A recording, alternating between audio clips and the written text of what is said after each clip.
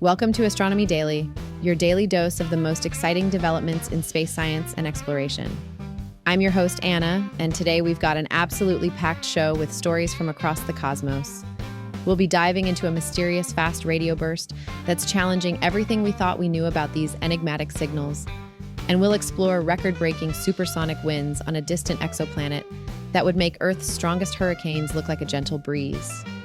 We'll also look at some groundbreaking achievements in space technology, including a remarkable breakthrough in oxygen production aboard China's space station and a historic first for European space launches. Plus, we've got fascinating new discoveries about rapidly spinning black holes and innovative plans for powering future lunar missions. So strap in as we embark on this cosmic journey through the latest and most captivating space news of the day. Scientists have made a fascinating discovery that's challenging our understanding of one of space's most mysterious phenomena, fast radio bursts, or FRBs. A newly detected burst, designated FRB 202402009A, has been found in a place we wouldn't expect, on the outskirts of an ancient dead elliptical galaxy. These FRBs are incredibly energetic pulses of radio light that flash across the universe for just milliseconds. Since their first discovery in 2007, we've detected over 1,000 of them, but this one is special. Until now, we've only found FRBs in young, active galaxies where stars are still being born. What makes this discovery particularly intriguing is that this FRB was detected in a galaxy that's 11.3 billion years old, practically a cosmic senior citizen. Not only that, but it's located in an unusual spot, about 130,000 light-years from the galaxy's center, in a region where very few stars exist. The leading theory has been that FRBs come from magnetars, highly magnetized neutron stars formed when massive stars die in spectacular supernovae explosions. But this new discovery doesn't fit that explanation. The galaxy where this FRB was found is simply too old and inactive to support the formation of new magnetars through this process. The burst was first picked up in February 2024 by the Canadian Hydrogen Intensity Mapping Experiment, and it wasn't just a one-time event. Between February and July, it pulsed 21 more times, giving scientists plenty of opportunities to study its behavior. This discovery suggests we might need to rethink our theories about FRBs. As Northwestern University's Wenfei Fong puts it, just when we think we understand an astrophysical phenomenon, the universe throws us a curveball. It's possible there could be a whole subclass of FRBs associated with older systems that we're only now beginning to understand. At just 2 billion light-years from Earth, this FRB is giving us a front-row seat to what might be an entirely new category of cosmic phenomena, reminding us once again that the universe still has plenty of surprises in store for us. And here's another surprising discovery for you. Hold on to your telescopes because astronomers have just discovered something extraordinary on the distant exoplanet, WASP-127b. Using the European Southern Observatory's Very Large Telescope in Chile, they've detected the fastest planetary winds ever measured. And we're talking about speeds that make Earth's most violent storms look like gentle breezes. These incredible winds are whipping around WASP-127b's equator at a mind-boggling 33,000 kilometers per hour. To put that in perspective, that's nearly 6 times faster than the planet's rotation speed. Even Neptune, which held the previous record for fastest winds in our solar system, only manages speeds of about 1,800 kilometers per hour. WASP-127b itself is quite the fascinating world. Located about 500 light-years away, it's slightly larger than Jupiter, but much less dense, earning it the nickname Puffy Planet. What makes these observations even more remarkable is that scientists have detected a clear pattern in these supersonic winds. One side of the atmosphere is racing toward us, while the other side is moving away at the same incredible speed. The research team's observations have revealed more than just wind speeds. They've confirmed the presence of water vapor and carbon monoxide in the planet's atmosphere and discovered that its poles are cooler than the rest of the planet.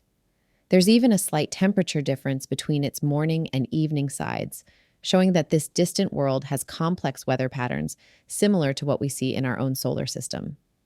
This discovery is particularly significant because until recently, astronomers could only measure basic characteristics of exoplanets like their mass and radius. Now, thanks to advanced instruments like those on the Very Large Telescope, we can actually map the weather on these distant worlds and analyze their atmospheres in detail.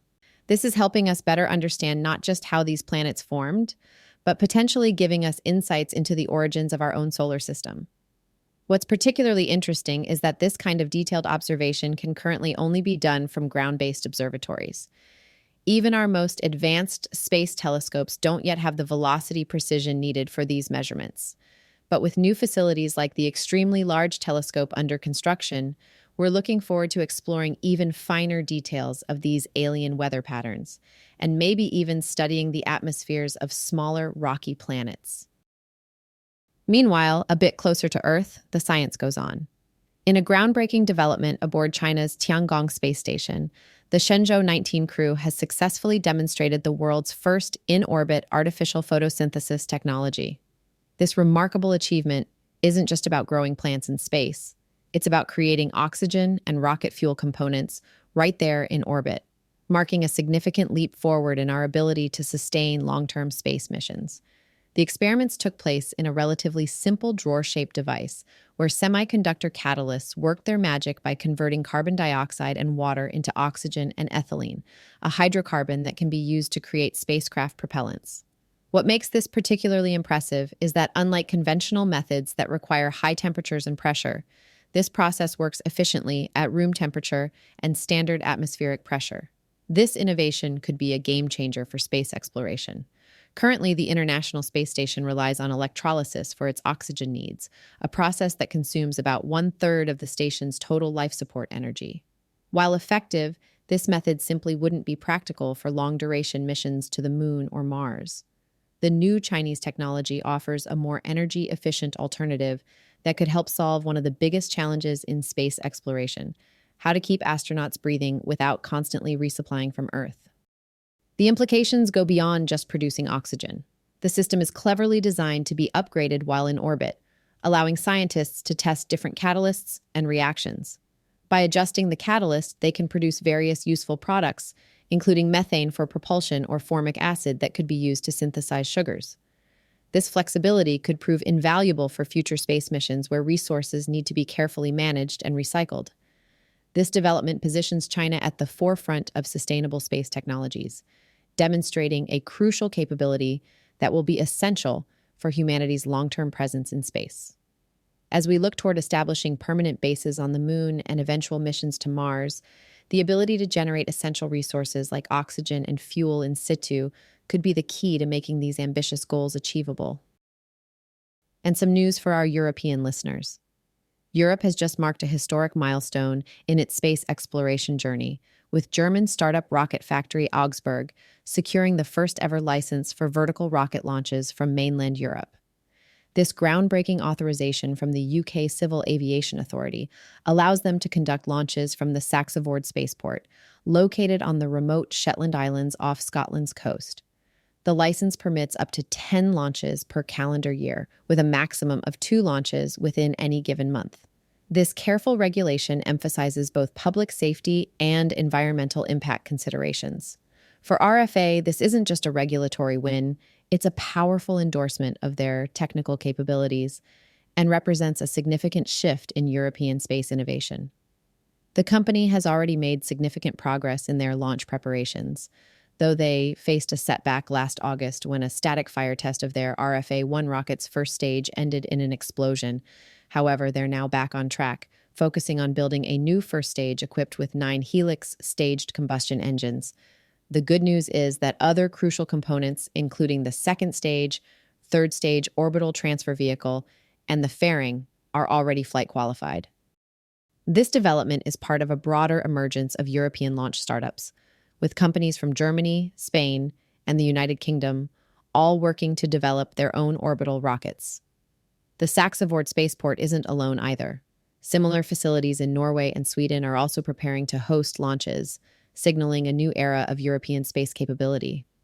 What we're witnessing is nothing less than the dawn of a new commercial space age in Europe. After decades of relying on launches from French Guiana, Europe is finally developing the infrastructure and capability to send rockets into orbit from its own soil, marking a significant step toward independent access to space. Now, our obligatory black hole story for the day, and it's a beauty. In a fascinating discovery that's reshaping our understanding of the cosmos, astronomers have found that supermassive black holes are spinning much faster than we previously believed. This revelation comes from an extensive survey conducted by the Sloan Digital Sky Survey's Reverberation Mapping Project, which looked at black holes spanning billions of years of cosmic history. What makes this finding particularly intriguing is that these rapid spin rates are telling us something fundamental about how these cosmic giants grew over time. The traditional view suggested that supermassive black holes primarily got bigger through dramatic galaxy mergers. However, these new measurements are painting a very different picture. The research team found that black holes from about 10 billion years ago were spinning particularly fast, faster than their more recent counterparts. This suggests that rather than growing through violent mergers, these ancient cosmic monsters built up their mass more gradually, consuming nearby gas and dust in a smooth, controlled manner. It's like watching a graceful dancer rather than a chaotic mosh pit. What's even more surprising is that when galaxies merge, it actually tends to slow down the spin of their central black holes. This helps explain why we see a mix of different spin rates in more recent times, rather than the more uniform rapid spins we observe in the early universe.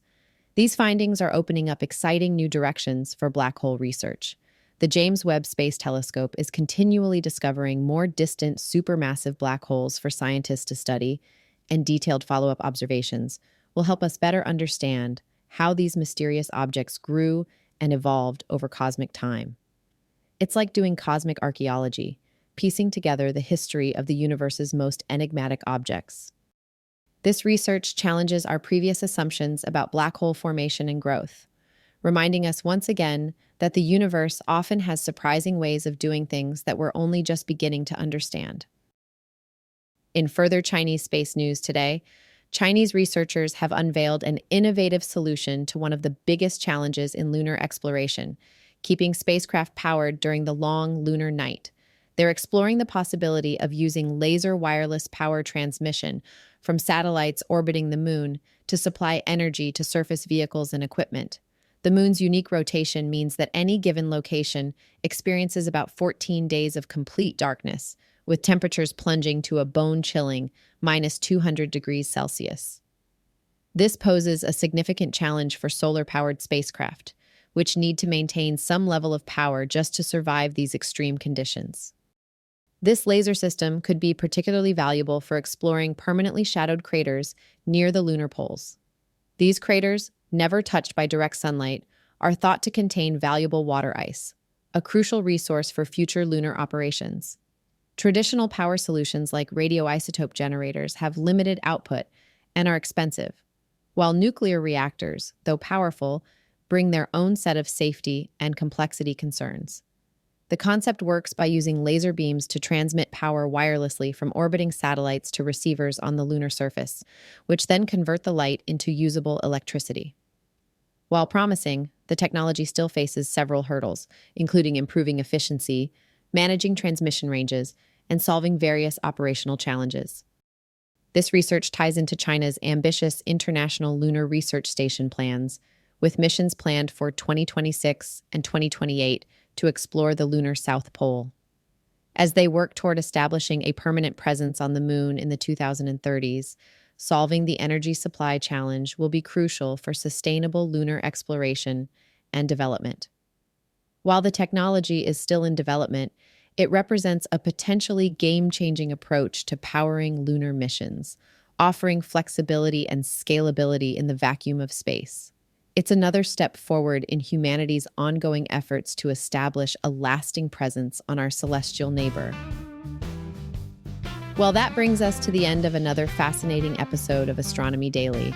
From mysterious radio bursts to supersonic planetary winds and groundbreaking developments in space technology, it's been quite a journey through the cosmos today. If you'd like to stay up to date with all the latest space and astronomy news, head over to our website at astronomydaily.io. There you'll find our constantly updating newsfeed and can catch up on all our previous episodes. And don't forget to follow us across social media. You can find us as Astro Daily Pod on Facebook, X, YouTube, YouTube Music, Tumblr, and TikTok. We love seeing your comments and questions, so don't be shy about reaching out. If you're enjoying the show, make sure you're subscribed wherever you get your podcasts, whether that's Apple Podcasts, Spotify, iHeartRadio, or your favorite podcast platform. That way, you'll never miss an episode as we continue to explore the wonders of space together. This has been Anna with Astronomy Daily. Until next time, keep looking up. There's always something amazing happening in our universe.